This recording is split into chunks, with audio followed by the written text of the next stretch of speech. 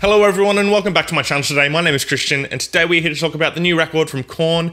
It is titled The Serenity of Suffering, and I went into this record with pretty moderate expectations. I've never been the biggest fan of Korn, but I've liked things here and there from them, and I really liked their earlier stuff, obviously, because it was so revolutionary in that new metal, the early days of new metal. And so going into this record, I've been seeing that they've been playing absolutely incredible live, and so I was hoping that that would translate into a record, and they are truly at the top of their game live. They've honestly never been better, in my opinion, and I've heard a lot of people say that. So does the record live up to how brilliant they are live now?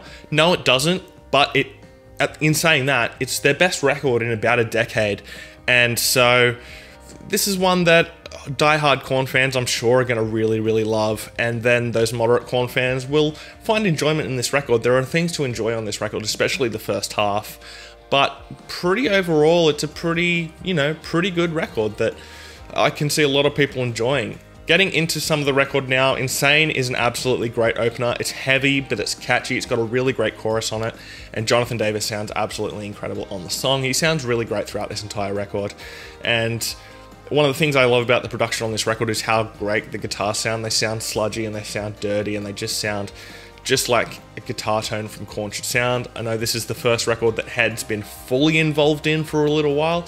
He was on the last one, but apparently the record had already been written before he came in. So this is the first time he's back in the band properly, and he does a great job throughout this record, especially in the riffing. Running in Vain is the highlight of the record, in my opinion. It's a great song. It's heavy and once again melodic, and Jonathan Davis is again on point. He is aggressive and he sounds committed. He sounds like he wants to be there. He sounds like he's enjoying being in Korn. The whole band is saying like they're enjoying being in Korn at the moment, and that's really something that comes across in the record. The drumming is also awesome. This drummer obviously just knows how to really drive a song home, how to just get everything in the pocket and just be the thing that really pushes the song along, and he does that throughout this entire record. I love the early 2000s feel in this record. It just still sounds like that early 2000s Korn sonically. Maybe the songs aren't up to the same standard, but production-wise and sonically, it just has that real early 2000s feel that I really enjoy. And honestly, the first 4 songs are great. They are really solid songs, 8 out of 10 and above, and I can see those 4 songs being added to the set straight away. Now, getting into a song called A Different World, features Corey Taylor from Slipknot. For me, I thought this was a good song for the most part, but then towards the end of the song, it just kind of becomes a bit repetitive and a bit plotty. I do like Corey Taylor's involvement in the song. I love hearing him scream.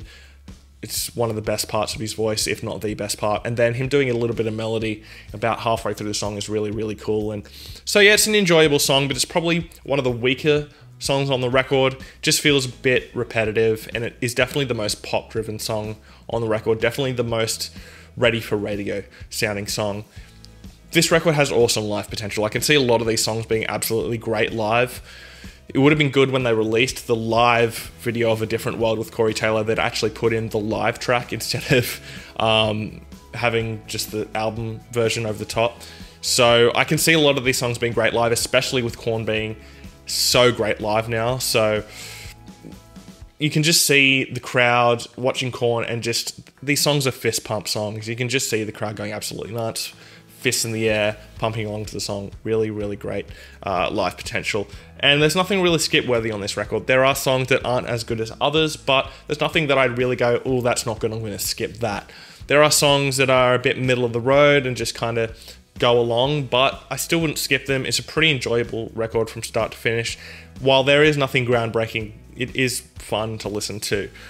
And the screams are awesome throughout. Jonathan Davis has never been better at screams, as I've heard multiple people say, and he absolutely smashes it when he screams on this record. It is few and far between, but when he does let out that scream, it is really great to listen to. The Hating is another fun, heavy song that I really like the fast vocal style in this song. It is, again, towards the beginning of the record in those first 4 songs, and look, if you're going to go into this record, you're going to love the first 4 songs, and then you'll just let the other 7 just play through and you'll enjoy them. But really the first 4 songs are what this record is all about.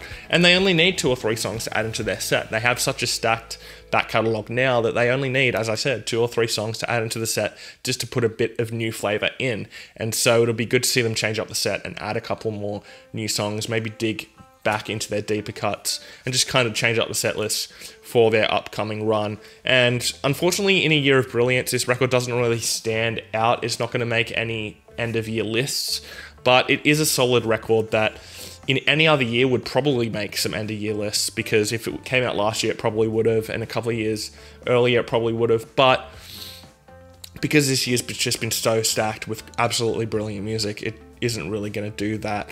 And finally, as far as tracks go, Please Come For Me is a really good closer. It's to the point, it's only about 3 minutes long, and just a good one to finish out the record. Another thing I'll mention on this record is the DJ stuff that's going on throughout the record. Just little intricacies here and there really add to a lot of sections, so that's something that you should be listening out for. Overall, it's a pretty solid record from Korn. It's nothing groundbreaking, it's not up to the same standard as their earlier stuff, but in saying that, their earlier stuff is at such a high bar that they're never going to hit that. It would be great if they did, but with such a high standard to go for, it's going to be really hard for them to do that. If they keep going on the trajectory... Why do I always fuck up words towards the end of the reviews? Anyway, if they continue on this trajectory, I can see them releasing another great record, because every record for the past few has just been getting from good to really good to really good again. So if they can just keep going on that wavelength, then they will get to a pretty great record. So I'm excited to hear what they do next. My top 3 tracks are going to be Insane, Rotting in Vain, and The Hating. On initial listen, I gave this record a 3 out of 5, and my final rating is going to be a 3 out of 5. Anyway, let me know your thoughts and opinions of this album down in the comment section. Let's have a conversation about it. Let's not fill up the comment section with hate and everything just for me having my opinion. Let's have a conversation about it. Tell me why you loved the record. Tell me why you didn't love the record. And let's have a conversation about it. Why not? We're here to talk about music, so let's do that. Anyway, thanks for watching my video today. Please hit subscribe down below, and I'll see you next time. Fresh Currents.